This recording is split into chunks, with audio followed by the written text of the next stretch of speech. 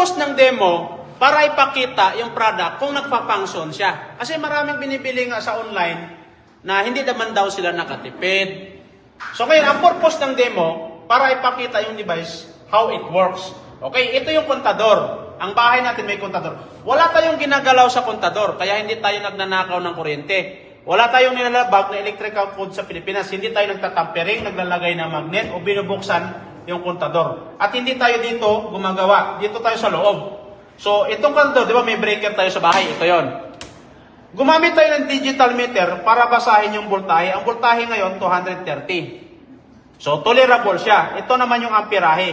Ito naman yung consumption ng ating mga appliance. Example, pailaw natin yung ilaw. So, yung ilaw, nasa 96 po siya. Pero, ito ay 100 watts. Bakit 96 lang? Kasi tolerable siya. Pero pag umabot to ng mga 240, 245, yung 96 maging 105 o 108. Kung 108, yung 8 watts na yon, binabayaran mo yon na hindi mo na nagagamit. Pero yung 8 watts, ang tawag doon, sumasampa na. Ayan.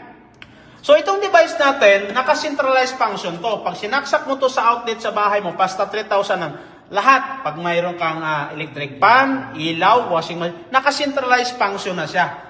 Okay, dahil isa lang naman yung ilaw na dinemo natin, ibig sabihin, kung anong binaba dyan, yan ang maititipid natin. Hindi. Ang point lang dito, yung function niya, yan, from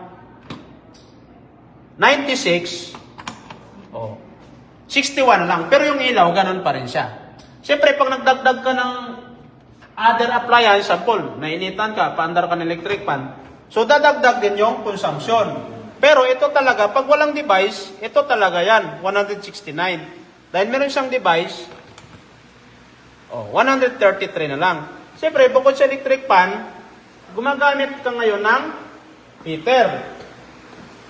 So ngayon, pag may heater ka pa, at inon mo to, water kettle, 1,170. Patayin mo natin electric fan para makita yung consumption. Bunutin natin electric fan, patayin natin ilaw, may heater kayo sa bahay, hindi nyo parang pinakamalakas po yan. Heater pa lang yan, nasa 1,400 na. Ito, 10 bulb ang katumbas ito kasi 100 watts to. Ngayon, pag i-plug mo to sa bahay, naka-centralize naman to, nakakabawas naman, yan 1,397. 1,368. Parang mga 30 watts ang naitulong niya. So, itong mga ganito pala na device, may tinatawag kasi itong coil, pinipwersa niya yung pag-init. Kaya ang electrical engineer natin, gumawa sila ng para lang sa heating, sa plancha, sa rice cooker, at sa water kettle katulad niyan. Pag mga heating, dito mo siya isaksak. Bakit? Para, ang gagawin kasi dito, hindi siya basta niya painitin bigla. Kaya kung titingnan natin, hanggang uminit siya, so dahan-dahan lang, yan di ba kanina 1,4? 658 na lang. Di ba? O kaya pag nagpaandar ka pa ng ilaw, nagbukas ka pa ng electric fan, ilan lang ang konsumo mo? 210 lang. Umiinit, tama? Umiinit, ang ilaw, ganyan, yung electric fan, ganyan kalakas. Pero, ang mangyari, pag wala siyang device, itong konsumo niya, 1.5. Anong gusto mo? 1.5 o 210? Diba? So, palakpakan po natin yan. Yes! So, ganun lang kasimple. How it works. Okay. Ipapakita pa natin gano'ng kalakas po ang kettle. Ito po siya. Walang device. Tingnan niyo po yung kontador. Pwede nyo videohan. Bilis, di ba? Bibilang tayo. 1, 2, 3, 4, 5, 6, 7, 8, 9. 9 bago siya makarating dito. Lagyan natin dito. Pag dito siya nilagay, 1,